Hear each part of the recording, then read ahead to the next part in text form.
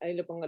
No, a mí lo que más me preocupa es que se pierdan el ejercicio, porque si lo pueden recuperar después, yo lo tengo acá, me debo haber equivocado porque como en el Zoom, cuando me larga el archivo, no me larga el día, fecha, claro, les pido ahí disculpas, pero es importante que hagamos el ejercicio y que traten de conectarse para poder hacerlo de manera sincrónica, si no, bueno, harán muchas veces la clase del 11 y la clase del 13 no. Pero gracias.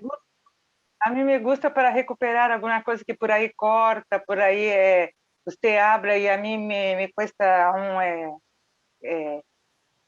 por ele hablar e às vezes não tomo uma palavra que falou a prof. Já foi, que eu barro todita escrita para poder depois ir recapitulando y leyendo de vuelta.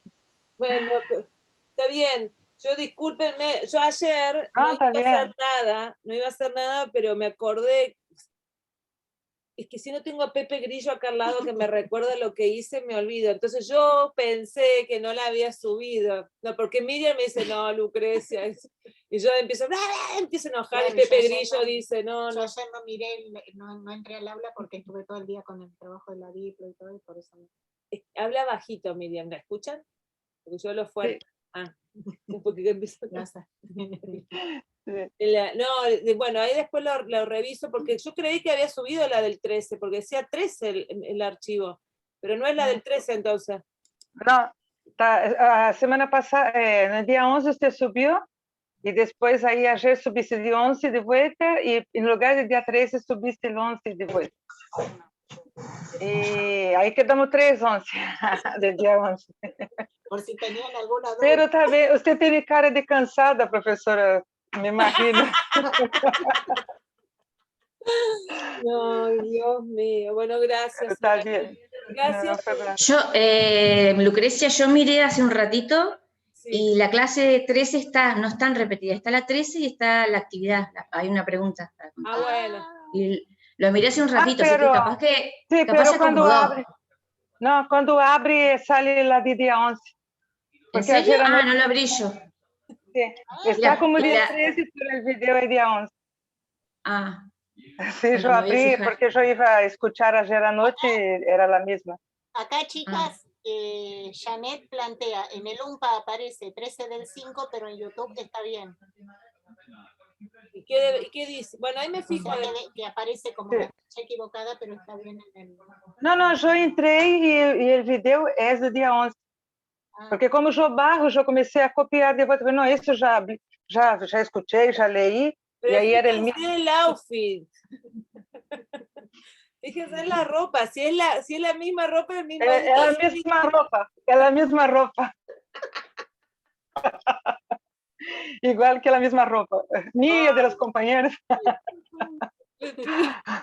Bueno, está bien. Era raro que no pasara, les pido disculpas, suele ser peor. Ya saben, tienen que hacer en vez de ponerse día, vieron que en la primaria ponen día 18 de mayo, el día está nublado. Al lado ponen ustedes, la profesora se puso la remera raya, cosa que cuando vean el video... ¿Saben de qué día es? Miriam tenía una pazmina para que identifique, porque puede pasar. Bueno, bien, ya lo voy a resolver, porque yo sí los subí a los dos videos. Lo que puede haber pasado es que como tardó en cargarse, porque es todo un proceso largo lo que hace YouTube, vos lo cargas al archivo y como la clase dura 1 hora y media hasta que hace todo ese proceso, si el internet anda lento, la clase tarda en subir a YouTube. Y yo lo dejé procesando y capaz que cuando compartí el enlace, ahí es lo que compartimos, porque en mi canal, claro, ya sé lo que dice Janet, en mi canal sí está subido, lo que quizás, ¿es eso lo que querés decir, Janet? Capaz que si van al canal de YouTube, la clase, no lo que subí al aula, sino lo que está en el canal de YouTube, la clase está bien. Eso es, gracias, Janet. Somos del siglo muy pasado. O sea, vos tenés que ver que hasta que nos sube el agua al tanque. O sea, claro, porque... Como en la época de los ordenadores. Ni siquiera, vos naciste mucho antes de un ordenador. No, porque yo me puedo haber equivocado a compartir el vínculo. del coso, pero yo había subido las 2 clases, por eso ya era complicado, se las había cargado mal. Pero entren, está muy bien lo que dice ella, si hay dudas sobre las clases, entren al canal y van a encontrar, yo les pongo el nombre de la materia y la fecha, y ahí está diferente. Pero gracias a las 2 por ayudarnos a pensar y ordenar todo. Bueno, qué bueno que veo gente que hacía unas clases que no veía. Hola, Jonah, ¿cómo estás? ¿Quién me dijo que estaba con gripe? Yamila Brandán. Yamila, ¿dónde está? ¿Dónde está? A lo mejor allá arriba. Yamila, Allá bueno, arriba. espero que no te demos más fiebre. Nosotros, ahí vemos un gato, que al menos que... Lucas, ¿querés decir algo? ¿Estás resfriado vos también? Buen día, profe. No estoy resfriado, no se preocupe. Le quería hacer una consulta y disculpe si suena muy repetitivo, pero los jueves íbamos a tener las clases prácticas, ¿no? Sí. Yo hay días que trabajo a la mañana, no afecta el hecho de la asistencia, ¿no? O sea, mientras que después se cumplan con las actividades. Exacto. Además, quiero decirles que ya es obvio quiénes son los que van a llegar a junio. A menos que tengamos algún caído a esta altura, ya está el grupo armado, que me parece que van a ser ustedes. Lo que nos hace, por más de que yo me preocupe, me olvide, me equivoque al subir las cosas, nosotros acá ya nos damos cuenta quiénes son los que están cursando y ya sabemos quiénes son para los trabajos. O sea, si aparece alguien dentro de un mes que nosotros no le vemos la cara, por ejemplo, a Zoraide ya sabemos quién es, a Sandra la tenemos ya refichada. A Paula. A Juliana, Ariel, a Paula, a Jonah. Erika, a Lucas, a Jonah. O sea, ya tenemos muchos, los tenemos muy identificados. Entonces, si aparece alguien que nunca vimos, va a decir, no me mienta. ¿No? O sea, que ahí no hay tanto problema. Así que no nos vamos a poner tan estrictos con la asistencia. Lo que sí le vamos a seguir poniendo los ejercicios para que les sirva, porque hemos visto que les ha servido para repasar, para pensar, es como para ir haciendo las cosas. Bueno, hoy vamos a arrancar, voy a compartir pantalla. Esperen que espero que todo salga. Pero no, estamos diciendo, no se puede minimizar. ¿Podría explicar lo que puso en anuncios? ¡Ah, bien! Gracias, Janet. Yo les conté, o si no les conté, les cuento ahora brevemente. Nosotros tenemos, con un grupo de docentes y estudiantes de la UMPA, un espacio, un grupo que se llama Gabinete de Experiencias Pedagógicas, Pensamiento y Habla, que es un espacio donde trabajamos el desarrollo de estrategias de aprendizaje para estudiantes, fundamentalmente estudiantes universitarios. Con el paso del tiempo y a pedido de docentes de la escuela media y primaria, hemos hecho otras actividades vinculadas a la enseñanza y lo hemos hecho desde el gabinete. Es un proyecto al que yo considero sumamente altruista, porque no nos pagan por hacerlo, lo hacemos porque queremos y hacemos lo que nos gusta. Antes teníamos algunos financiamientos de proyectos de extensión, otras, y ahora no. Cuando estamos de cuerpo presente, cuando no había virtualidad, hacíamos actividades, vendíamos comida, cosas como para financiar nuestros viajes o nuestros proyectos. El gabinete tiene una página web, que ya se las voy a poner después ahí en el chat. Tenemos un Facebook, que se llama Gabinete Experiencias Pedagógicas, Pensamiento y Habla, donde anunciamos nuestras actividades.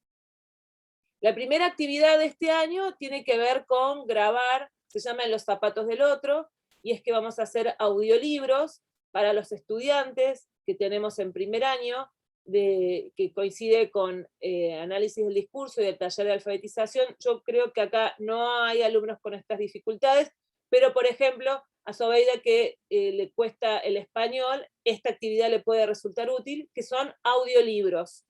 Nosotros vamos a grabar los materiales que se trabajan en las materias, para que los estudiantes que no leen o tienen dificultades de lectura puedan seguir en la lectura del material, y si no ven directamente, puedan, o ven muy poquito, puedan escuchar el libro. Son los materiales que trabajamos en estas materias. No, va a haber de literatura también, pero solo estos materiales. Forman parte de este espacio, y quizás se han dado cuenta por el diálogo también, Jonah, Ariel y Miriam, por eso yo los tengo fichados de otros lugares. Entonces compartimos estos proyectos juntos. Eso los invito, si ustedes quieren participar de esta propuesta, que seguramente va a ser permanente, porque no vamos a tener que grabar varias veces. Es este miércoles a las 7 vamos a tener el primer taller, se inscribieron casi 50 personas de todo el país, algo que a nosotros nos pone muy felices. Hay que ver si se sostiene, porque uno se inscribe, pero después hay que volver. Entonces, la primera actividad, están todos invitados a participar si quieren leer, para los que no pueden leer. Esa es la consigna. Y la otra actividad, que es lo que acá Janet nos pidió que les explique, que yo les puse la invitación en el anuncio de asignatura, es, desde el gabinete también, vamos a hacer a partir del 31 de mayo, el taller que es el taller madre de este gabinete, el que hacemos siempre, que son estrategias de aprendizaje. Antes eran bipresenciales, pero ahora son estrategias de aprendizaje para estudiantes de la educación superior. ¿Qué es lo que vemos ahí? Un tema ustedes lo tienen más o menos. Pero bueno, el primero es la construcción del espacio social de aprendizaje. Algo de eso vimos en el curso de ingreso y lo charlamos un poquito acá en la materia. Ahora en un encuentro lo vamos a trabajar en profundidad. ¿Cómo construyo mi espacio de aprendizaje y sumado a la virtualidad? ¿Qué debo tener en cuenta? ¿Cuáles son los elementos?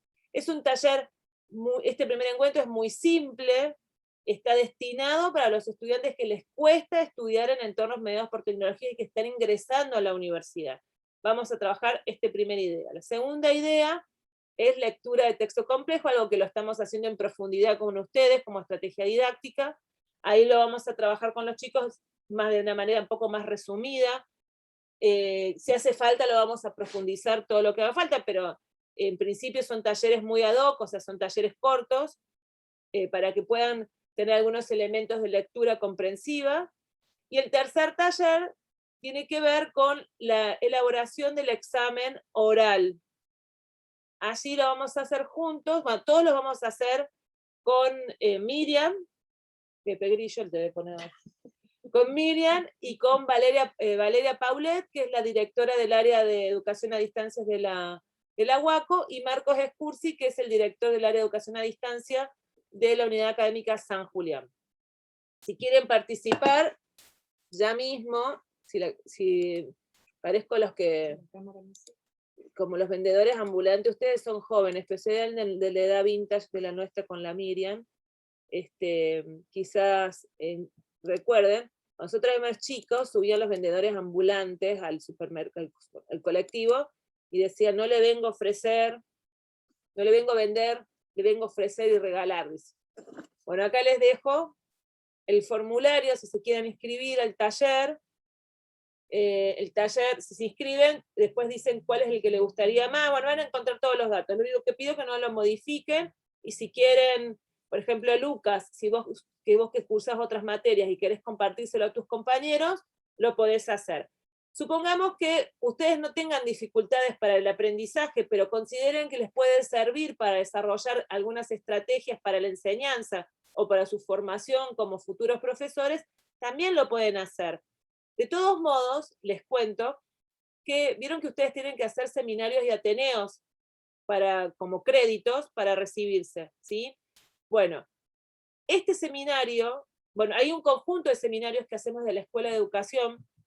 Yo soy directora de la Escuela de Educación de San Julián, y estamos haciendo un conjunto de seminarios vinculados al área de la enseñanza, en los que ustedes también se pueden anotar. Si les interesa este tema, profundizarlo, nosotros vamos a dar, yo estoy hablando como Maradona, el difunto, estoy hablando en tercera persona. Lo voy a dar yo, no es que lo vamos a dar, eso lo voy a dar yo, pero va a estar destinado, es estrategias de enseñanza para el nivel primario, en entornos mediados por tecnología. Eso forma parte de una línea del proyecto de investigación que estoy trabajando con docentes de enseñanza primaria. Entonces, algo parecido, esto que ven acá lo vamos a ver aplicado fundamentalmente a la educación superior, pero el seminario con créditos para los que están estudiando los profesorados va a ser en el segundo cuatrimestre y dedicado a la enseñanza primaria. Así que para que puedan ver las distinciones. Así que están invitados a todos los seminarios, pero más o menos para que sepan. No sé si les interesa, qué les parece la idea. Lucas. Una consultita. a nosotros nos contaría igual como créditos para nuestra carrera, porque según tengo entendido, nuestra carrera está hecha para la enseñanza secundaria y superior. Los seminarios sí te sirven porque son hechos por las escuelas para todos los estudiantes de los profesorados. Este que vamos a empezar el 31, no porque es una actividad dedicada para ayudarlos a estudiar, pero todos los otros sí. De todos modos, Lucas, vos por más que te dediques a la secundaria, es muy importante que conozcas algunas cuestiones de primaria también, porque te va a permitir, especialmente lo que tienen que ver con estrategias de enseñanza o planificación, o las cuestiones que tienen con la didáctica, te va a permitir recuperar para la secundaria. Lamentablemente, nosotros tenemos un desafío muy grande en los procesos de enseñanza de la secundaria, que es que los chicos, como tienen promoción acompañada en la primaria, llegan a la secundaria con grandes déficits en el área de la enseñanza, del aprendizaje. Entonces, por eso hemos extendido al profesorado de ciencia de la educación, los que quieran, no es obligatorio, digamos, pero por ejemplo, va a haber, ya está el de ciencias sociales, que empieza esta semana. Después, uno que van a dar sobre memoria, la reconstrucción de la memoria histórica. Después va a haber uno que va a dar Gustavo Bombini sobre enseñanza de la lengua y la literatura, que es general, no se va a ver aplicado a nivel primario, pero se va a ver a nivel de las estrategias de la enseñanza de la lengua y la literatura. Cada uno después hace las adecuaciones de acuerdo a su nivel. Bombini es un especialista en esta materia de reconocimiento internacional. Para nosotros es un honor que él haya aceptado dar ese seminario.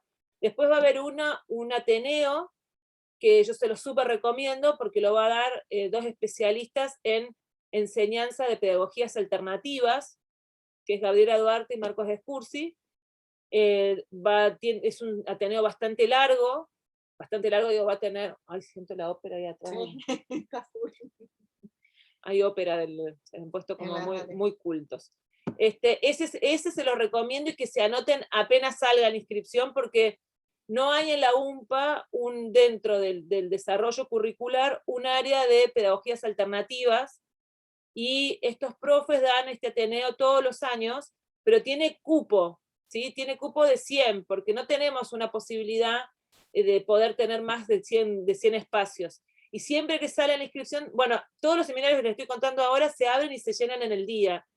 Les voy a contar toda la oferta, y ustedes, después yo les paso la información si quieren, y después les respondo a las preguntas puntuales. Mi consejo es que apenas los publicamos desde San Julián, no desde la UACO.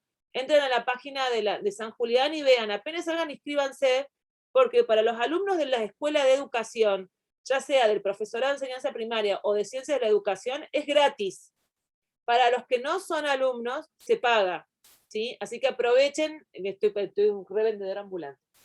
El de Bombini, ¿cuándo va a ser el de Bombini? El de Bombini va a ser los finales de junio, principios de julio, para que estén alerta, Erika. Bueno, el de pedagogías alternativas va a ser ahora en junio. Después vamos a tener, bueno, el de Bombini, después vamos a trabajar con unas profes de México en la literacidad científica y la literacidad académica en nivel medio y superior. Después va a haber uno en el trayecto de la enseñanza de la lengua, didáctica de los cuentos tradicionales.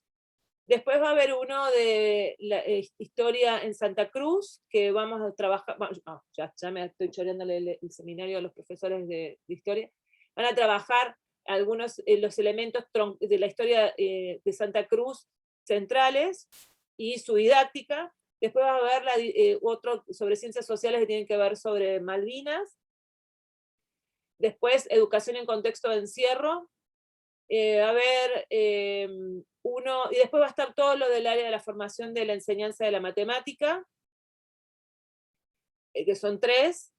Y bueno, después va a estar todo lo que es el que coordino yo, enseñanza en entornos mediados por tecnología. Hay casos que son eso lo vamos a dar este año, y el año que viene se va a completar con el trayecto de ciencias naturales. Si bien ustedes tienen una supuesta formación general, porque van a trabajar en secundaria y en nivel superior, es importante que reconozcan los elementos que articulan las enseñanzas específicas, o sea, la didáctica específica. ¿Por qué? Y es lo que yo les decía cuando empezamos con esta materia.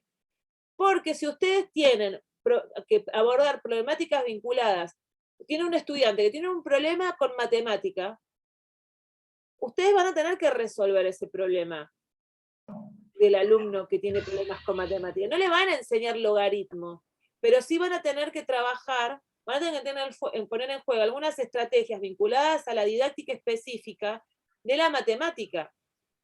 Y lamentablemente los profesorados no lo ven, porque ya sería muy extensa la carrera, pero por eso tienen los seminarios y los ateneos que no tienen títulos, sino que son espacios que se llenan con créditos, para que ustedes vayan complementando esa formación para poder actuar dentro de su área profesional. Yo les recomiendo, en lo que tiene que ver con la enseñanza de la matemática, que participen el que va a dar el profesor Claudio Fernández, porque él se especializa en la resolución de problemas. Y él, junto con su grupo de investigación, van a trabajar tres aspectos: la enseñanza de la matemática, la resolución de problemas y la literatura y el problema.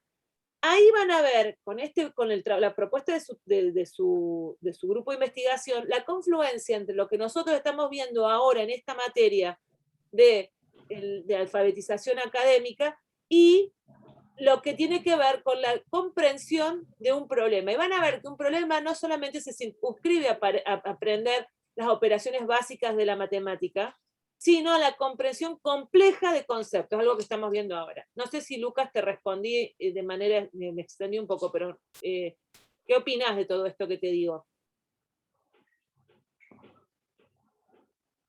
Lucas, yo estuve explicando y capaz que Lucas se fue.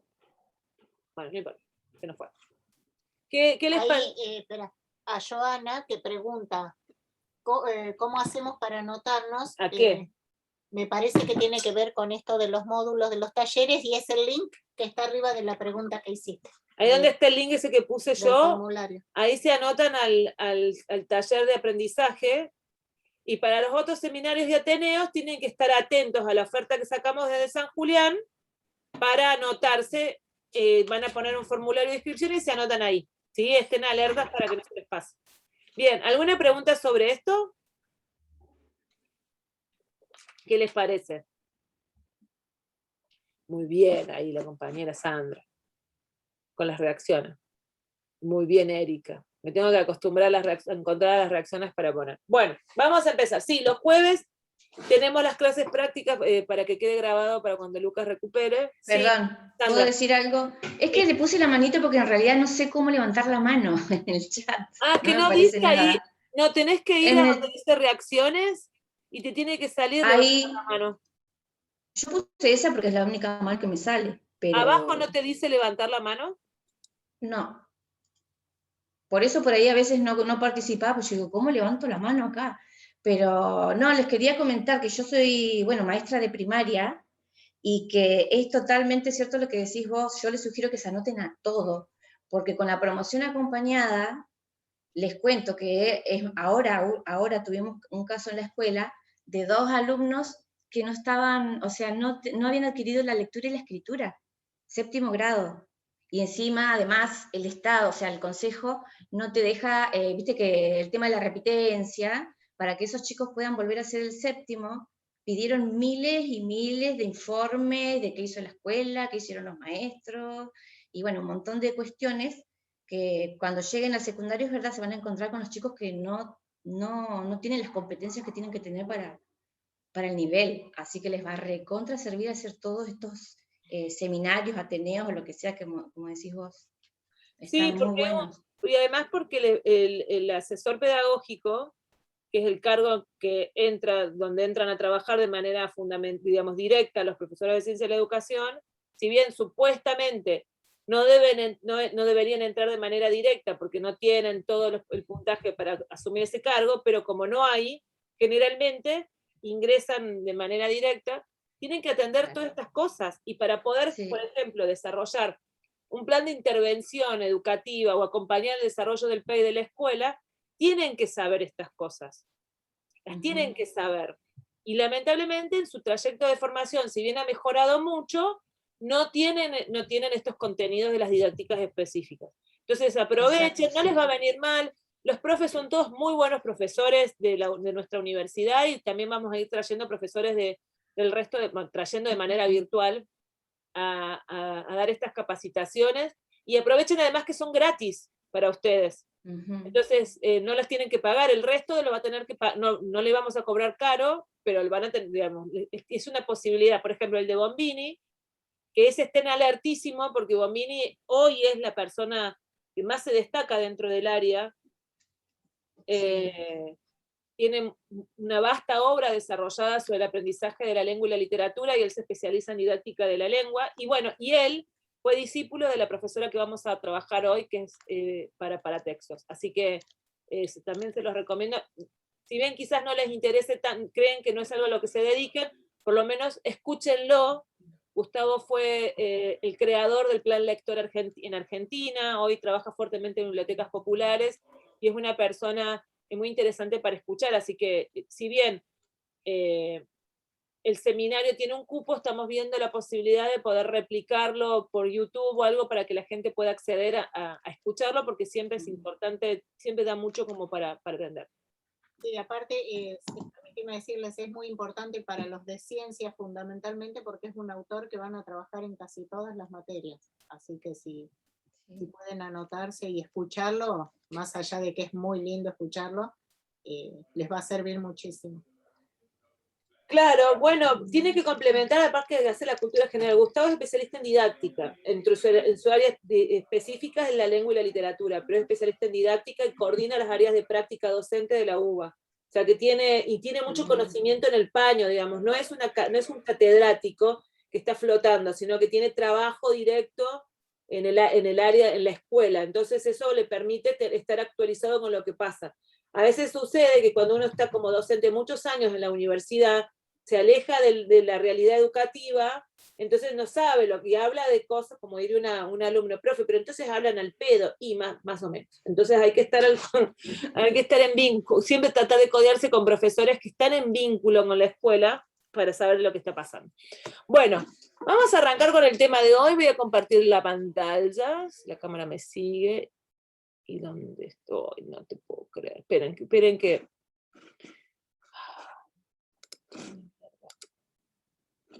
Bueno, así. Entonces, tiene que aparecer acá.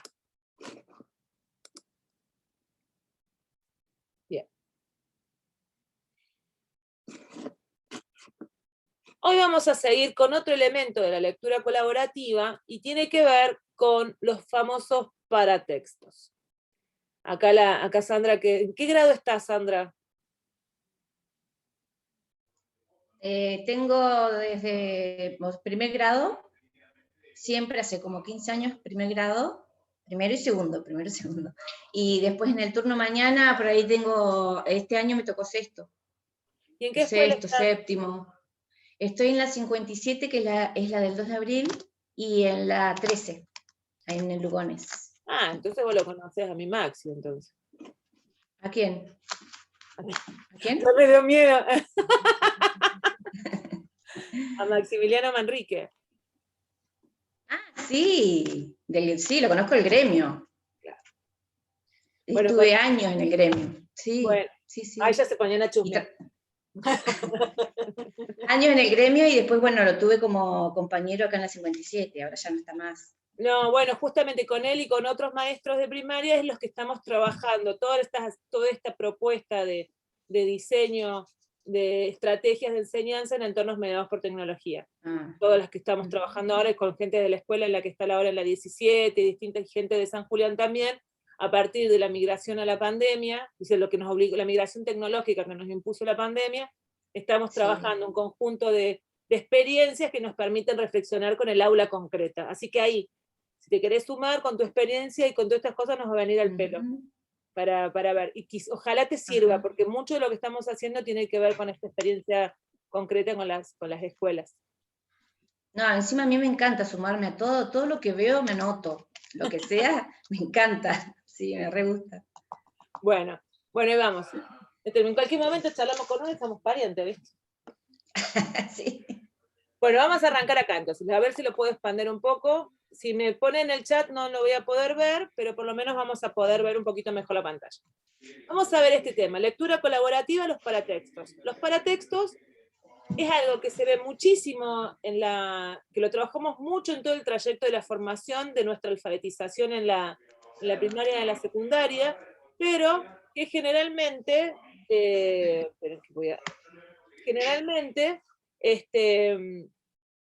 es visto de manera memorística y no apunta a la comprensión de su función real dentro del aprendizaje. El paratexto es fundamental para fortalecer la lectura crítica de los enunciados, la lectura crítica de los medios. Si nosotros trabajamos sobre paratextos, como vimos la otra vez que empezamos a leer nuestro texto de literacidad, vimos que los paratextos nos daban mucha información del texto. Pero generalmente, y acá voy a hacer como un análisis y una crítica, cuando se enseñan los paratextos, se los enseña de memoria. Entonces el chico va y dice, el chico o el chiquito o el chico grande, ¿de qué es un paratexto? Dice, lo que acompaña el texto. Ajá, ¿y cuál es su función? ¿Para qué sirve? ¿Qué es lo que nos enseña? Bueno, es lo que vamos a ver hoy, como una herramienta más de trabajo del paratexto. Este es Maite Alvarado, que es la que les conté recién, que Gustavo Bombini se formó con ella. Maite Alvarado lamentablemente murió muy joven, murió de cáncer hace unos años, pero fue la primera en trabajar de manera sistemática, mucho antes que Paula Carlino, el tema del aprendizaje del lenguaje académico y abordar los procesos de construcción de conocimiento a partir del aprendizaje de la lengua. Bueno, Maite en este libro, que está en el aula, yo lo voy a liberar, está digitalizado casi completo, yo se los recomiendo muchísimo para quienes trabajan. Bueno, ahí Sandra, vos que estás dando clase en primaria, quizás te sirva para 6º grado. Es muy simple para poder abordar con los estudiantes, digamos, es fácil, es una lectura fácil y está muy bien organizado. No es un manual, es un libro que se puede aplicar tranquilamente en los últimos años de primaria, como también en la secundaria. Bueno, ¿qué nos dice Maite acá? Dice, los libros aún son la herramienta privilegiada de acceso al conocimiento sobre todas las ciencias sociales. Aprender a decodificar correctamente los elementos que integran el parapeto, quedó ahí el autocorrector, cualquier cosa. Lo vamos a corregir ahora que estoy en el parapeto no es, Sotelo, parapeto no es,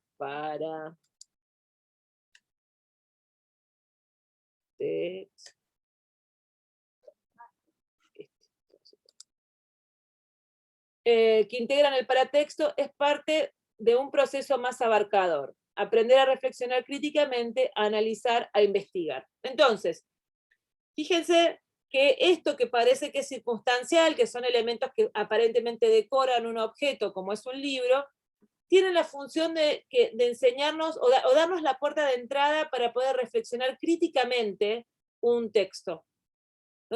Ya sea desde, ahora vamos a ver todos los elementos que integran. Pero también nosotros vamos a ver que estos paratextos nos pueden no solamente estar en un libro o en un artículo de revista, sino también estar en los medios, y cómo el zócalo, eso que aparece abajo, o distintos elementos, infografías que están presentes en el texto, nos dan herramientas para poder entrarle al texto, y son paratextos visuales. Vamos a ver los elementos paratextuales. ¿Cuáles son los elementos que constituyen un paratexto o los paratextos? Dice, son las variaciones tipográficas y de diagramación o disposición del texto y gráfica, cuadros, gráficos, ilustraciones, que hacen a la forma en que el texto se presenta a la vista. Un mismo texto puede asumir formas, diseños distintas, sin que el contenido del mismo se modifique sustancialmente. Estos aspectos morfológicos constituyen un plus que se agrega al texto para facilitar la lectura o para favorecer un tipo de lectura. Entonces, fíjense, acá en esta definición tenemos 3 elementos. El primero, que los paratextos son variaciones tipográficas. Veamos acá la definición, el ejemplo que yo les puse, que es de Wikipedia. Fíjense, en el mismo texto, nosotros tenemos distintas tipografías. Tenemos una que está, primero, la del cuerpo del texto es Arial, y no es la misma que la del título, son dos tipografías distintas.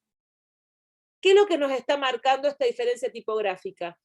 Una diferencia que distingue el título del cuerpo del texto. Nosotros podernos darnos cuenta de que van a aparecer distintas cosas porque tiene un distinto tipo de letra. Además está en distinto tamaño. Una está, por ejemplo, fíjense en el título, que dice Marcha Atlética está en negrita, y el subtítulo no, inclusive está en otra letra. Entonces, ahí nos marca que Marcha Atlética tiene una información más importante, es el concepto en este caso, y lo otro, ahí sería una primera explicación de lo que encontramos. Entonces, nosotros, si hacemos una búsqueda rápida en Internet, podemos quedarnos sin tener que leer el cuerpo del texto con una parte de la información. Es decir, bueno, entonces Marcha Atlética es una disciplina del atletismo, punto, ya está. Tengo algo de la definición. Ahora, si necesito profundizar un poco más, voy al cuerpo del texto. ¿Y con qué me encuentro? Con distintas cosas. En primer lugar, nos encontramos con iconos. Uno que tiene la letra A, que eso nos indica la posibilidad de cambiar el idioma. Luego tenemos una flechita para abajo y una cajita, que eso es el icono que representa que se puede descargar. Después tenemos una estrellita, que es la que nos permite ver que podemos destacarlo. Y después tenemos un lápiz, que es la que permite editar.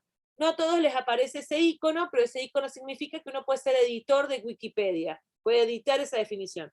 Que es lo bueno que tiene Wikipedia, que nos permite enriquecer textos de manera colaborativa. Esos iconos, esos 4 iconos están dentro de rayas, de líneas, es decir, es un zócalo que diferencia la información de un lado y del otro. Ahora vamos a ir al resto del cuerpo del texto. Dice, la marcha atlética, y fíjense que la marcha atlética, que es el concepto que estamos buscando, está en negrita. O sea, destaca. La negrita se utiliza dentro de un texto para destacar un concepto. Después dice, una disciplina del atletismo en el que se intenta caminar lo más rápido posible sin llegar a correr. Atletismo está en azul. Después, si se fijan en el resto del cuerpo, lo otro que está en azul es calle, caminata de calle. Y carrera a pie está en un negrito desteñido. Ese negrito desteñido significa que fue un concepto que ya fue buscado por mi computadora, por mí o por otra persona que utilizó mi computadora, o porque está asociado de manera directa, casi como un sinónimo, a marcha atlética. Entonces, si ustedes se fijan, atendiendo a la primera parte de la definición de elementos paratextuales, que dice variaciones tipográficas o diagramación o disposición del texto y gráfica, vemos que esta simple definición tiene muchísimos elementos infográficos y que todos nos están hablando de muchas cosas. Uno nos habla del título, otro nos habla de todo lo que podemos hacer en ese texto, y además nos dice que podemos, con esos hipervínculos que están marcados en azul, continuar profundizando la definición. Entonces, el paratexto no solamente ordena la información, sino que nos expande las posibilidades de lectura, nos lleva a profundizar, podemos entrar a paratextos, podemos hacer otras cosas sobre lo mismo texto. Es por eso que es muy importante identificarlos antes de leer el texto, porque vamos a poder ver qué recorridos nos propone. Si se fijan, en la segunda parte de la definición, dice que un paratexto puede asumir distintas formas o diseños, acá lo estamos viendo ahora, y que estos aspectos morfológicos, es decir, de la forma de la palabra, constituyen un plus que se agrega al texto y a la lectura. Ahí, si ustedes se fijan, los textos en Internet están sumamente cargados de paratextos que nos permiten llevarnos a hipervínculos, que pueden completar la imagen, que enriquecen el texto que se está produciendo, y que los libros no tienen tanta carga paratextual, no tienen tanta imagen, tienen poco. Fíjense este paratexto, este texto, mejor dicho. Vamos a tener, ya estábamos a full, ya este es el año pasado, mirá cómo estaba. Esta etapa es del año pasado, esta época. La nueva, fíjense, que voy a minimizar el chat para poder analizarlo mejor con ustedes, porque a mí me impresiona. No tiene los datos de... Mira. Fíjense la etapa de hace un año. Dice, la nueva etapa. En la ciudad prevén un mes más de aislamiento estricto y definen un anuncio para los comercios. Hoy me desperté escuchando que se espera para este viernes nuevos anuncios. Y sí. Es la misma, fíjense, pareciera que no había pasado nada. La misma etapa, lo único que podemos ver que ahí donde pasa el Metrobús en Buenos Aires no hay nadie. Ahora hay más circulación, se ve que viene el Metrobús, pero es lo más. Tenemos dos tapas de diarios acá. La del diario Clarín, esta noticia con el tema del coronavirus, que no hace falta reponer tanta información porque es algo que estamos viviendo hace un año. Y fíjense esta infografía. Dice, la experiencia del cliente, fíjense todo lo que tiene acá esta infografía. Dice, tiene en principio 3 colores, rojo, negro, gris y blanco, que nos permite organizar la información. El título de esta infografía, explico para el que no sabe, una infografía es un dibujo, o un dibujo no necesariamente a mano, sino un texto que preeminentemente que tiene la preeminencia de su cuerpo una imagen con datos que permiten organizar la información, pero no es un texto narrativo, sino un texto organizado a partir del diseño de una imagen. Y se utiliza muchísimo en diarios porque permite organizar una información de manera gráfica y con un énfasis puesto en la didáctica o en la explicación. Fíjense que dice, tiene muchos datos. Generalmente está organizada a partir de la forma en la que nosotros leemos en Occidente, que es de izquierda a derecha. Por eso el título está sobre la izquierda y dice la experiencia del cliente, CX, 2 puntos, la experiencia del cliente, la experiencia es todo, aquí cómo hacerlo bien. Y tiene un signo de admiración al comienzo, que si bien no respeta las reglas gramaticales porque está puesto al revés al principio, su estética nos permite indicar que está expresando de manera enfática la importancia de cómo hacer bien una venta de un producto. Y debajo de ese título dice, más chiquito, dice, los elementos de una experiencia de cliente superior parecen simples, pero cualquier paso equivocado y tus clientes pueden abandonarte por otra marca. Preguntamos a 15.000 consumidores de 12 países qué se requiere para ofrecer la clase de experiencia que los mantiene satisfechos y regresando por tus productos y servicios. Entonces, por la forma en la que está dispuesto el texto en la imagen, cuál es el tamaño de la letra y los colores, podemos pensar que ese es el título y lo que está debajo se llama bajada, es decir, la explicación. A la misma altura y a la derecha, por el mismo orden de importancia, encontramos los datos de quién hizo la infografía.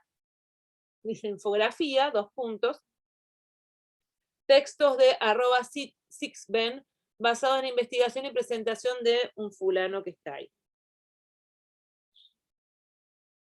Luego del título, nos encontramos con la información principal, que es una línea que organiza, vendría a ser como un cuadro conceptual, si ustedes se fijan, o una red conceptual, que empieza diciendo lo siguiente: la ecuación de la experiencia, los elementos que importan más a los clientes están instalados en una intersección entre servicios humanos y tecnológicos. Entonces, esa raya que ven en gris más clarito marca la intersección entre los servicios humanos y los tecnológicos. Fíjense cómo va asociando conceptos cortos con íconos. tiene un velocímetro para marcar velocidad, tiene una tarjeta para ver pagar, tienen personitas para ver empleados, una mano para ver convergencia, o sea, selecciono distintos iconos para marcar esta convergencia entre servicios humanos y tecnológicos, y luego utilizo una llave de 2 colores para marcar la conclusión. Luego tiene un icono de una flecha que dice lo que eso implica, y ponen lo que implica esta convergencia, y pone 3 elementos, y luego destaca algunos aspectos más donde dice muy importante, importante y poco importante. Voy a ampliar el cuadro para poder verlos a ustedes. Lo que nosotros vemos acá en esta infografía es que la preeminencia de las imágenes, la preeminencia de, preeminencia de la imagen y el poco texto nos permite organizar de manera audiovisual el análisis de un texto, digamos, la disposición de un texto, la disposición de elementos. Todo esto que está acá está supercargado de elementos paratextuales, que yo les fui nombrando. El color, fíjense la importancia del color para poder organizar el material. Nosotros, sin tener que leer profundamente, nos damos cuenta qué es lo más importante. Lo que está en rojo marca el inicio y nos permite establecer vinculaciones sobre los tópicos que están dentro del texto. Los colores, la línea que marca la intersección es más clarita, pero marcan con punto rojo la intersección. Entonces nosotros podemos ir viendo dónde hay momentos de encuentro en esa línea entre los elementos que se señalan. Luego, cuando hay que destacar algo más importante, que es el nudo del análisis, lo pone en otro color, o en gris dice si lo haces mal, en rojo si lo haces bien, como para distinguir de manera de contraposición un elemento con el otro, pero para poder destacar en el análisis lo que implica este análisis, lo pone de un color más oscuro. ¿A qué voy con toda esta descripción de elementos? Que si nosotros podemos, antes de leer, describir los elementos, ya vamos a tener una idea de qué es lo que nos está queriendo decir, qué es lo que está queriendo organizar en el análisis de la información presente en esta infografía. De manera que todo esto es un paratexto, digamos un texto con paratextos que organizan la información. Ahora vamos a ver otra forma de presentación de paratextos y de infografías. Ahí, en la tapa del diario Clarín del año pasado, vemos que en la parte superior, en el zócalo, tenemos una infografía que nos marca el nombre, dice crisis del coronavirus, y flechas que marcan la progresión conceptual de qué es y cómo se contagia, cómo y cómo desinfectar, y qué es lo otro que dice acá que no lo puedo ver, mapa y casos en el mundo. Si ustedes se fijan, esa infografía representa el momento en el que estábamos viviendo nosotros en el país. Ahora ya, qué es y cómo se contagia ya no está en ningún medio, porque ya sabemos qué es y cómo se contagia, cómo y con qué desinfectar. Ya no nos resulta tan importante tener que estar todo el tiempo refrescando esto, porque ya se conoce más sobre el virus, ya hay herramientas nuevas que nos permiten profundizar sobre el tema y demás, ¿sí? Entonces, esa infografía en ese momento resultaba importante porque nos permitía organizar una información como una estrategia de prevención. Ahora, si se fijan luego, los otros elementos paratextuales que tiene la tapa es un clásico del diario Clarín, que es el zócalo de la nueva etapa, que tiene que ver con lo del corona, ahí la estamos viendo todos amigos, Araida, no te hagas... Esté formando parte de la clase. Decirle que nos alegramos que está bien, que se haya recuperado. Clarín siempre utiliza el zócalo de tapa de color rojo porque representa el icono de su diario, que es el rojo del clarinete, de la persona con el clarinete. Y el título es negro y una foto central. Todos esos elementos que nosotros vemos acá, que está dividido en 3, un zócalo, un título con una infografía, un título con un zócalo en rojo y la foto, son los 3 elementos que constituyen esta tapa. Entonces acá nosotros podemos ver, vuelvo a la presentación anterior, cómo son 3 textos, esta definición de Wikipedia, esta infografía cruda, digamos, y esta tapa de diario, la carga y la importancia de los paratextos para su comprensión. ¿Qué información nos estarían acá dando estos paratextos? ¿Cómo, qué pone en el centro de la escena un medio para poder contar una historia, una noticia? De acuerdo, yo más adelante voy a presentarles la tapa de otro diario, pero van a poder ver cómo, en el caso de los diarios, los paratextos tienen un rol muy importante para poner énfasis en lo que quieren decir y cómo eso que están diciendo marca también el posicionamiento del medio con respecto a la noticia. ¿Alguna pregunta hasta acá? Nada. Lucas, volviste. Yo te había dado tú una explicación y que me desapareciste recién. No, no es que me desaparecí, justo estaba haciendo algo en el trabajo, pero estaba escuchando y no pude contestar porque me dijo, bueno, se fue, y ya no contesté más. Ah, Primero que nada, creo que resulta bastante interesante entender cómo el paratexto puede acompañar y ayuda al entendimiento y a la comprensión en cuanto a la lectura. Y no sé, me gustaría destacar que el tema de los colores, ¿no? Cómo nos llama tanto la atención. Yo me acuerdo que una vez, cuando estaba estudiando psicología, nos hicieron un hincapié chiquitito en un tema que era la pedagogía de los colores. Y cuál es la importancia de por ejemplo, es lo que usted mencionó sobre el color rojo, sobre cómo, por ejemplo, para tirar una data así, el color rojo es algo que percibe mucho el cerebro humano, ya que lo asociamos con el peligro o lo asociamos con el color de la sangre. Entonces algo que intuitivamente el ojo percibe más que otros colores. O como, por ejemplo, el azul ayuda a tranquilizar en cuanto a la pedagogía, a calmarnos, o como el verde es un color que no se recurre tanto en la pedagogía porque es un color que no se le suele dar mucha importancia en cuanto a la lectura, cosas así. Así que está bastante interesante el tema de los paratextos y también el de cómo los colores pueden influir en cuanto a la lectura o en cuanto a la importancia de prestarle atención a lo que se lee, ¿no? No tengo el micrófono prendido, sí. Exactamente. Y obviamente que para los diseñadores el manejo del color es muy importante para esto que vos estás diciendo y para poder orientar el análisis de lo que, para poder orientar el proceso de recepción de ese texto. Y acá tiro un elemento más que lo vamos a trabajar en ese seminario, sigo promocionando mi seminario del segundo cuatrimestre.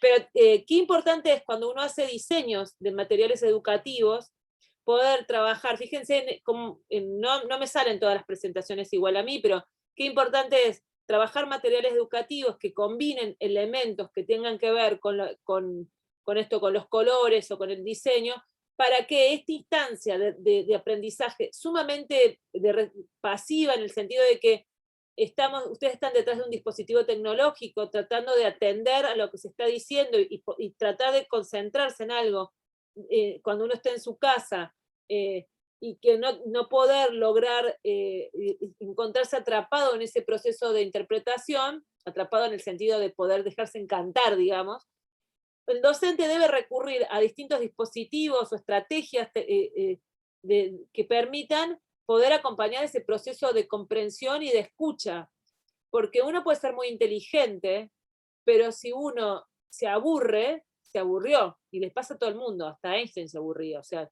no tiene que ver con el coeficiente intelectual, si la clase es un blef, si no escucho nada, si se pierden las cosas que yo estoy diciendo, y es muy probable que yo me aburra. De hecho, este fin de semana lo charlaba con algunos amigos, a mí en lo particular, me cuesta mucho estar escuchando sentada en una situación pasiva muchas horas porque soy muy hiperkinética y no puedo estar mirando a una persona así mientras habla y que hable todo en el momento, así como si estuviera rezando el rosario o haciendo un mantra, que no sé si les ha pasado a ustedes en alguna materia, pero suele ser bastante complicado si la cara les ora. Me parece que le pasó. No le vamos a sacar el cuero a ningún colega. Pero a todos nos ha pasado alguna vez de aburrirnos y bueno, lamentablemente, es importante, digamos, sucede eso y justamente ustedes que se forman como docentes, tener en cuenta esto que decía Lucas también, ¿no? Los colores, la distribución de los espacios, digamos, la elaboración de los materiales, es muy importante. Trabajar en la elaboración de los materiales de acuerdo a cómo se presenta el espacio social de aprendizaje de nuestros estudiantes, ¿no? Por eso, Abajo hay un mensaje, fijo. no, estos son viejos. Lo puse acá por las dudas si alguien me escribía en el chat, como para ver. Bien, sí, los colores son muy importantes y hay que prestar atención a eso también, entonces, para el diseño. Y también lo que vamos a ver, no acá porque nos vamos a ir, cómo se planifican la utilización de esos recursos, cómo uno lo debe tener en cuenta esos recursos para la elaboración de los materiales educativos, ¿no? ¿Qué tema, qué materiales? Sigo. Los textos subsidiarios son paratextuales. Y ahora vamos a ver cuáles son los textos subsidiarios. Ellos son las notas, las referencias bibliográficas, los índices, los epígrafes. Vamos a ver en un ejemplo. Fíjense, el de primero es una nota que dice Programa de Actuaciones de los Grupos de Trabajo 2018. Como infografía tiene el escudo de España, porque es el Ministerio de Hacienda y Función Pública de España. A la derecha tiene Secretaría de Estado de Hacienda, Dirección General de Ordenación del Juego, y dice, 1, antecedentes, bla, bla, bla. Según, ¿cuáles serían los textos subsidiarios? Dice, notas, referencias bibliográficas, índices, epígrafes y demás.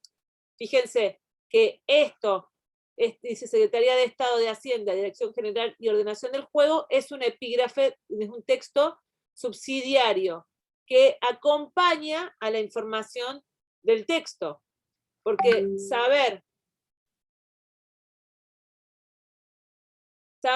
esperen que tengo que cerrar acá, chinqui, saber quién es el que está hablando, el ministerio y qué secretaría del ministerio nos permite comprender esto. Si yo tapo la información del Ministerio de Hacienda y tapo qué parte, de a quién pertenece esa secretaría del Ministerio de Hacienda, no voy a saber quién me está hablando. Y si no estuviera este escudo, tampoco sabría que estamos hablando de España, ¿sí? Entonces, estos textos subsidiarios nos permiten completar, en este caso, el rol del enunciador.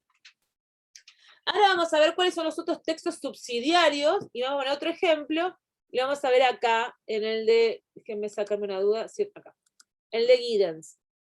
Tenemos, este es un texto, una bajada de un texto, tenemos el título, el autor, el título. Fíjense todo esto que dice, tercera edición revisada, versión de Teresa, bueno, de todos los datos de ahí de los autores, título original, bla, bla, bla. Esos elementos son textos subsidiarios del paratexto, que son paratextos. Entonces, esa información nos permite ver que hubo una primera edición en el 91, que hubo ediciones manuales en el 98 y una segunda reimpresión en el 2000, que sería la presente. Vamos a ir a otro ejemplo. Pie de página es lo que está al pie de la página, debajito de la página, ¿no? Este es otro texto subsidiario. Y si no, como tenemos acá en el otro ejemplo, las referencias bibliográficas, como decía recién. Entonces, las referencias bibliográficas, los pies de página, los logos, todo lo que estuvimos viendo ahora son textos subsidiarios, es decir, no son títulos ni subtítulos, o no es ese coso, como dice una vez, el coso ese que está ahí. Bueno, ese coso que está ahí se llama texto subsidiario y nos permite complementar entonces la información. Acá tenemos otra tapa, la del diario El País, ¿no? Y vemos cómo, acá tenemos el título, ese es un paratexto, fíjense eso que está debajo de la foto allí, se llama epígrafe, y ese también es un texto subsidiario, ¿sí? Fíjense, siempre debajo de una imagen debe haber una explicación de la imagen, para que nos permita complementar la información de lo que se está diciendo.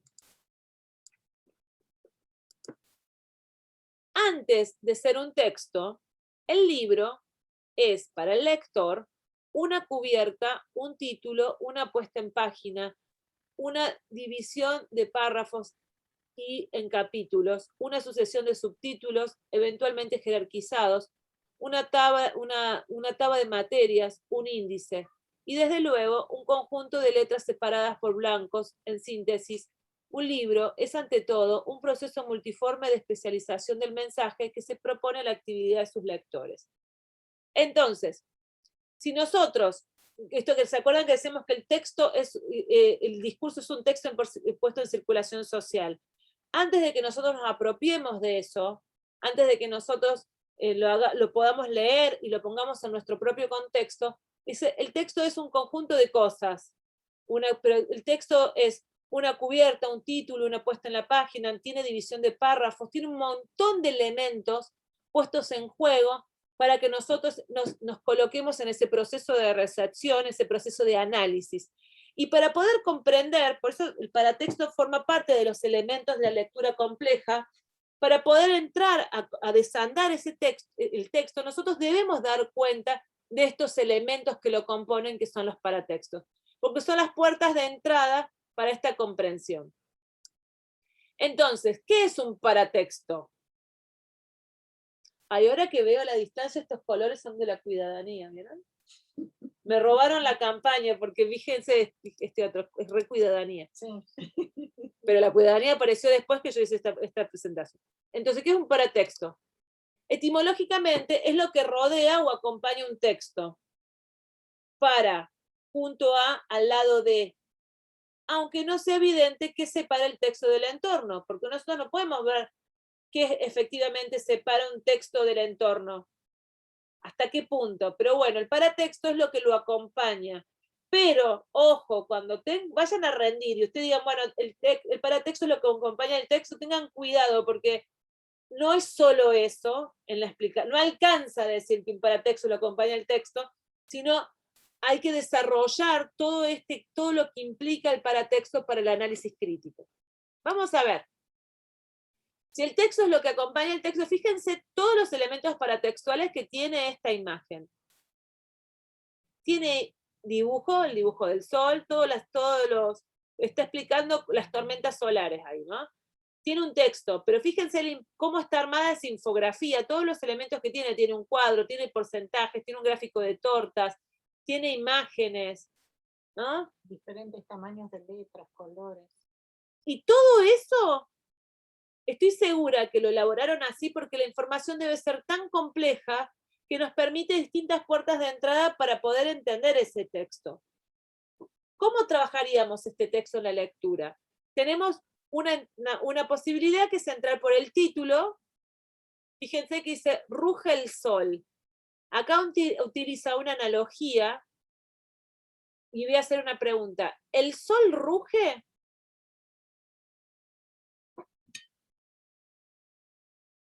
Y me parece una pregunta de primaria. ¿Quién ruge? ¿Quién hace? Chicos, no me asusten, porque o no me están escuchando o tienen vergüenza. ¡El león! ¡Ah, muy bien! El león. El sol no, chicos. El sol hace otras cosas. Entonces, ¿por qué hace esta analogía con el león? Porque si el león es el que ruge, significa que el primer león es el rey de la selva, y el sol es el centro de nuestra galaxia, el que nos da calor y el sol está enojado. Muy bien, no te rías, porque en realidad todo león ruge cuando está enojado, y una tormenta solar puede formar parte del enojo del sol.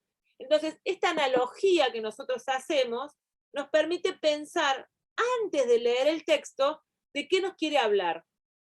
Y entonces, ese tipo de analogías nos permite establecer un campo semántico y nos va adentrando al texto. Y podemos decir, en realidad lo que va a explicar es que, claro, una tormenta solar sucede cuando le pasa algo a esta estrella, pero además puede tener repercusiones, porque cuando el león se enoja, es porque se está por manducar a alguien, se está por comer a alguien, o porque hay pelea en la selva. Entonces hay consecuencias que pueden ser negativas, o también positivas.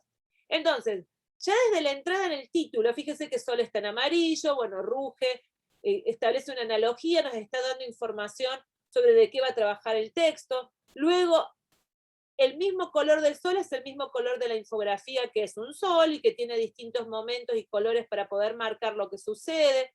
Lo mismo que pasa en los otros círculos que hay abajo, que nos damos cuenta que al ser de color amarillo sigue estando hablando del sol. Entonces, sin que yo me acerque, porque la letra es muy chiquita y no lo veo, sin que yo me acerque a ver de qué se trata, puedo identificar de qué, con estas infografías, con este tamaño de letra, colores, puedo identificar de qué se trata, ¿no? Puedo ver esto que dice acá Maite Alvarado, que los paratextos son los elementos que nos dan información sobre el texto, lo que acompaña el texto, pero que además, es algo muy importante, no olvidarse, que los paratextos tornan evidente la posición ideológica del escritor en el texto, porque puede haber puesto otra cosa, puede haber utilizado otro tipo de recurso para poder explicitar lo que está queriendo decir. Y utilizó esto, es decir, es su forma de pensar una tormenta solar. Quizás otro científico puede decir, no, sí, exactamente, se utilizan mucho estos tipos de recursos para llamar la atención, pero además para posicionarse dentro de la interpretación de lo que es una tormenta solar. Capaz que otro astrónomo diría, no es un león, no, ¿cómo va a rugir una tormenta? Una tormenta es una tormenta, no ruge. Entonces le diría, bueno, yo le puse ruge como para que darle un gancho, y es un texto de divulgación científica, y no un texto del ámbito de la ciencia dura. Es probable que los astrónomos, cuando se reúnen en sus congresos, no digan el sol ruge, hagan una explicación más científica, más acabada, más técnica de lo que es una tormenta solar, y utilizan el término rugir, el verbo ese, para una revista como La Tendencia, que es de divulgación científica. Posibilidad y necesidad del paratexto. Los elementos del paratexto dependen del carácter espacial y la autonomía de la escritura, o sea, de cuánto espacio tengo como para meter un paratexto y cuánto puedo yo desarrollar dentro de ese espacio. La distancia que supone la escritura hace posible notas y prólogos en los que el propio autor analiza, critica y amplía o sintetiza su discurso. Además, otra vez tengo con el parapeto. Sí, que no le gusta el paratexto, le gusta el parapeto. Además, los elementos del paratexto cumplen una función medida, una función de refuerzo que tiende a compensar la ausencia del contexto compartido por el emisor y el receptor, en el caso de muchas ilustraciones y en particular de la gráfica. Es decir, la función del paratexto es reponer el contexto, eso que no tenemos cuando leemos. Último dibujo. Nosotros acá tenemos este libro, esta etapa del libro, que habla del golpe de Estado del 76 y nos trae como referencia el famoso helicóptero en el cual se fue Isabel. Y si ustedes se fijan, hay una foto muy parecida a esta, que es la de la Rúa. Los periodistas mirando desde abajo cuando se va el helicóptero, y cada vez que se habla de golpe de Estado, de posibilidades, se habla del helicóptero, ¿no? Entonces, ¿qué es lo que va a hacer un paratexto? Un paratexto va a reponer el contexto que no está presente en una comunicación escrita. Bien, voy a dejar de compartir esto. Esta presentación se las voy a poner en el aula, chicos, así que no se preocupen. Y les voy a poner la presentación y les voy a poner el texto de Maite Alvarado para que puedan trabajar, para que lo puedan estudiar. ¿Qué pasa generalmente? Sí. El texto ya está en la plataforma. Sí, ya está descubierto y la presentación Sí. también debe estar. Ah, no sé, yo vi el texto y ya lo descargué. Perfecto. La presentación debe estar, nada más que la tengo que acomodar en esta unidad para que ustedes la puedan ver. Gracias, Florencia, por decirnos. ¿Para qué? Supongamos en una comunicación escrita como el WhatsApp, nosotros utilizamos muchos elementos paratextuales. ¿Se dan cuenta cuáles son? Un elemento paratextual en un WhatsApp. Claro, los emojis. Y hay algo que yo estoy enamoradísima, que son los stickers. Creo que es el mejor invento que le han puesto al WhatsApp, son los stickers, porque son cosas muy... Los avatares. Claro, que uno se divierte mucho. Un sticker te resuelve cualquier discusión tensa. Cuando tenés una reunión, te estás hablando con alguien del trabajo y tenés que decirle algo o tenés que abordar un tema, después le pones una carita o una cosa, un sticker y te resuelve mucho o te permite reponer el humor. Cuando no sabes qué decir, usas el sticker, claro. Bueno, ayer estábamos trabajando sobre justamente este taller que vamos a dar el lunes, vamos a empezar a dar el lunes, y yo me di cuenta en un momento que mi conversación se había reducido a un conjunto de stickers para poder decir algo, y es como que uno se desliga un poco de la palabra. Pero los stickers, los emojis son, los avatares son elementos paratextuales que nos permiten justamente flexibilizar lo duro que tiene el texto escrito, y que al no tener un contexto de enunciación que nos da la presencialidad, nos permite dar una cierta ligereza y suavidad al enunciado. Además, claro, hay algo que es importante en esto, es que fíjense cómo los stickers se han comenzado a proliferar en la época de la pandemia, donde lo que más hemos utilizado es el lenguaje escrito en los WhatsApp, y que se ha perdido esto espontáneo de la comunicación dada en la presencialidad. Entonces, en esta necesidad de poder reponer todo eso que nos falta y poder reírnos, todo lo que tiene que ver con imágenes estáticas o móviles, han empezado a cobrar un escenario muy fuerte. Un ejemplo de los videos que hace Gabriel Lucero, que son los videos sobre los audios de WhatsApp, tiene esta función también. Él a un texto de audio le coloca imágenes, se le coloca elementos paratextuales, justamente para operar en el escenario del humor. El humor se construye cuando hay ausencia de contexto y que es necesario reponer. Uno lo repone con la analogía, con la ironía, para conducir al humor. ¿Por qué entonces es importante los elementos paratextuales? Porque nos permite generar una estrategia didáctica para la comprensión del enunciado. Como docentes, nosotros vamos a trabajar fuertemente en estos elementos paratextuales para poder acompañar el proceso de aprendizaje. Y como estudiantes, debemos echar mano de los elementos paratextuales que están presentes en nuestros textos para poder comprender qué es lo que se está diciendo. Bien, ¿alguna pregunta, duda, sugerencia, opinión al respecto? Nada. Que implementen los stickers en el Zoom. Sí, que son re pobres, ¿vieron? Tiene este. No me los deja cambiar. Ese. Y además fíjense que se llaman reacciones, ¿no? No son emotivos. ¿Y ese cómo hiciste? No, chicos, podemos perder toda la tarde haciendo esto conmigo porque yo soy más pava. ¿Cómo te pusiste eso, Leandro? Hay que ir a donde está la camarita, las opciones que dicen elegir el filtro de video, y ahí aparecen todos los filtros que hay. Ese, por ejemplo. Ay, qué lindo. Hay varios filtros, así como... Así perdían la tarde las profesores todo el tiempo. No, la profe, listo, ya está. Se empezó a desvirtuar todo. Ahí dice, Erika, ¿qué programa utilizas? Ya me siento en el codo. Ya estamos en el colón. Tengo unas plantillas que uso en mi computadora. Me gusta mucho trabajar con... Ay, mirá.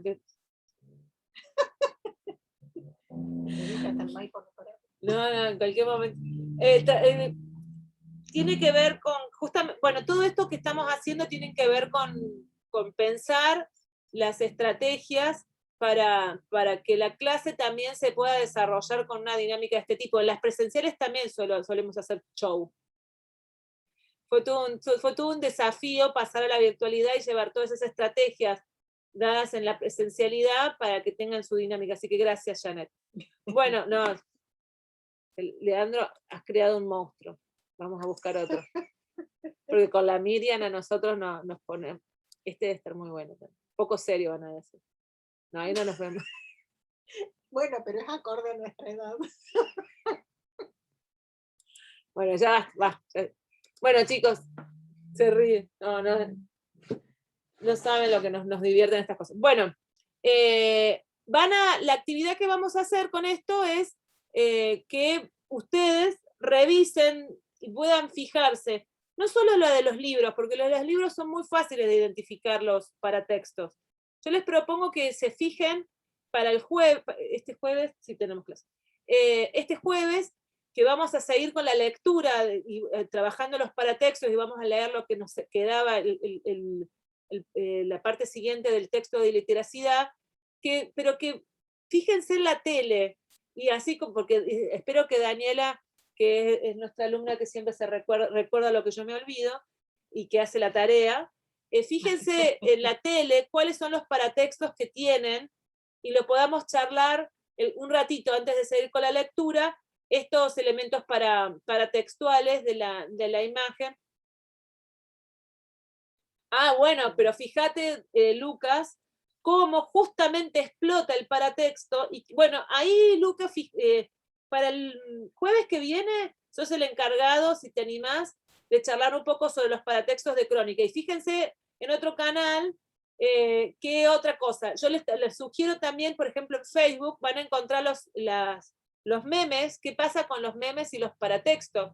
¿Qué información coloca para poder trabajar ese enunciado? Esa es la tarea divertida que van a tener para el jueves, y vamos a pensarlo justamente eso en relación a la lectura de textos. ¿Alguien quiere agregar, preguntar, decir algo más? Nada que ver com o que estamos hablando, pero felicitar a ustedes por el Día del Profesor Universitario. Bueno, muchas Gracias, gracias. Gracias por ahí, gracias. Muchas gracias. Hemos festejado harto. Ya nos gastamos el aumento que nos dieron, que fue nada. Que fueron 5 pesos. 5 pesos con 50. Bueno, chicos, gracias. Muchas gracias. Ustedes, lamento informarles que el lunes que viene no es feriado, así que si tienen clase los lunes, van a tener clase los lunes, porque no es feriado. El martes no van a tener ellos. Y el martes no van a tener con nosotros. Ay, qué triste. No, mentira. Disfruten el martes, no va a haber clase porque es feriado. No se nota mucho, pero no va a haber clase. Bueno, chicos, entonces quedamos así. Nos vemos este jueves con esta tarea. Una parte la vamos a dedicar a analizar los elementos paratextuales que vemos en nuestros medios de comunicación y luego seguimos con la lectura. ¿Sí? Les mando un saludo. Acá la Miriam. Abríguense, cuídense del frío. Nos vemos el jueves. Hasta luego. Chao, hasta luego. Chao, hasta luego. Chao. Chao, chao. Chao, profe. Chao. Chao a todos. Chao.